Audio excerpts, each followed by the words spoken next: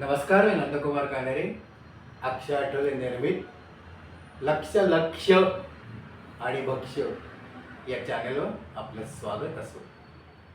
ते नेहमीचं वाक्य मी नाही म्हणणार. कुठलं? जर तुम्ही हे सगळं पहिल्यांदाच बघत असाल तर ते आमचं बटन दाबा, बेल आयकॉन. तुम्हाला गंमत सांगू का, मी इतकी वर्ष यूट्यूब चॅनल बघतोय, काहीतरी करतोय, ते बेल आयकॉन कुठं असतो? नाही, मलाही कधी कळलं नाही की बेल आयकॉन कुठं असतं. म्हणजे त्याच्यावर मला एक किस्सा आठवतो. एकदा मी बातमी वाचली की अमुक अमुक मुख्यमंत्र्यांच्या हार्टच्या ऑपरेशनच्या वेळेला सुप्रसिद्ध मूळव्याध तज्ज्ञ अमुक अमुक अमुक हे इतर डॉक्टरांच्या ताफ्यात उपस्थित होते. मला कळलं म्हणजे हार्ट नक्की असतो कुठं, तसंच हे बेल आयकॉन नक्की असतं कुठं. तर गंमत अशी आहे की या ऑडिशनमध्ये विषय आपला ऑडिशनचा होता. याच ऑडिशनमध्ये तिथं वर काही होत नाही, ते काही येत नाही वगैरे, पण खाली वरीच मंडळी जमलेली असतात आणि त्यांच्या कोणीतरी एकमेकांना ओळखत असतात. त्यातला कोणीतरी भेटतो, सर काही असेल तर सांगा बरं का. आता आपण म्हणतो बरं का, असं मलाच काही नाही, 20 लोकांना सांगते की काय असेल तर सांगा, पण ते मी आपलं हो हो म्हणतो. गंमत कशी होते की आता ती असते मुलगी, साधारण वय असतं 20-22. तेव्हा तिच्या या नाट्यसृष्टीचं काय होणार हे मला ऑलरेडी कळलेलं असतं. तरी पण मी आपला नंबर घेतो. गंमत म्हणजे कुठं तरी 7-8 महिन्यांनी ते उगवतं आणि नेमकी रिक्वायरमेंट येते. रिक्वायरमेंट आले की ते बघायचं, ते फोन नंबर शोधायचा, मग फोन करायचा. फोन केलं की कोण बोलतंय, मग तर सगळा इतिहास सांगायचा. अगं असं असं ऑडिशनला भेटलो होतो, मग तू म्हणालीस की मला काहीतरी असेल तर सांगा. त्याला 7-8 महिने झाले. नाही, मी आत्ता ना शिर्डीला आहे 5 दिवस.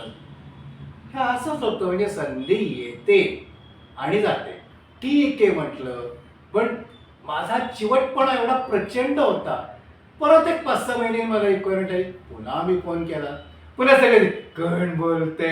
अगं म्हटलं सेव्ह कर ना नंबर, तूच दिलास ना मला. नाही हो, आठवलं. म्हटलं तेव्हा तू शिर्डीला होतीस, आता कुठे आहेस? आता रिक्वायरमेंट आली. नाही सर, आता माझं लग्न ठरलंय. म्हणजे यांच्या करिअरचा हा असा नाश होतो. आणि कितीतरी ऑडिशन सगळे असे नंबर येतात देतात, आपण सांगतो, त्यांचं पुढं काहीही होत नाही. ते फक्त भूतकाळात रमतात आणि म्हणतात कधीतरी आमची हौस होती पण राहून गेली. आता तो जो किस्सा होता तो ऑडिशनला भेटलेल्या आणि फोन नंबर दिलेल्या एका महिलेचा होता. म्हणजे मलाच हौस ना, म्हणून रिक्वायरमेंट आल्यानंतर मी तो फोन नंबर सेव्ह केलेला होता, तिला फोन केला, मग तिनं मला हाड केलं, जे काय असेल ते. पण कधी कधी गंमत काय होते, आपल्या कॉलनीत आपल्या अवतीभोवतीत ज्या व्यक्ती असतात त्याच अशा येतात आणि अडचण निर्माण करतात. म्हणजे काय असतं की इथे एकांकिकेची वगैरे प्रॅक्टिस चालू असते, त्यांना वाटतं काहीतरी भव्य दिव्य घडते, प्रत्यक्षात काही नसतं. जास्तीत जास्त सुरनळी म्हणजे अभिनय उत्तेजनार्थ किंवा एखादा फळकूट, या पलीकडे काही घडत नाही. मला कधी कळलं नाही चायला ही लोक कॅश का देत नाही.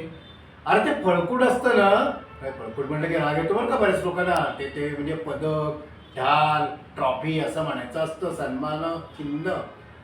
चायला ते सन्मान चिन्हाला तुम्ही 800-900 रुपये खर्च करता. अरे त्यापेक्षा 500 रुपये पाकिटात घालून द्या, निदान त्या मेकअपमधला तरी आम्हाला देता आले असते. पण नाही, एक तर सुरनळी नाही तर फळकूट.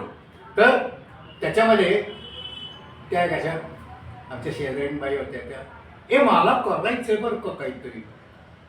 मी एकदा ऐकलं, दोनदा ऐकलं, तिसऱ्यांदा जेव्हा त्या म्हणलं मला काहीतरी करायचंय. हो का म्हणजे या उद्यापासून प्रॅक्टिसला आहे एकांकिका, या संध्याकाळी 6ला प्रॅक्टिसला या.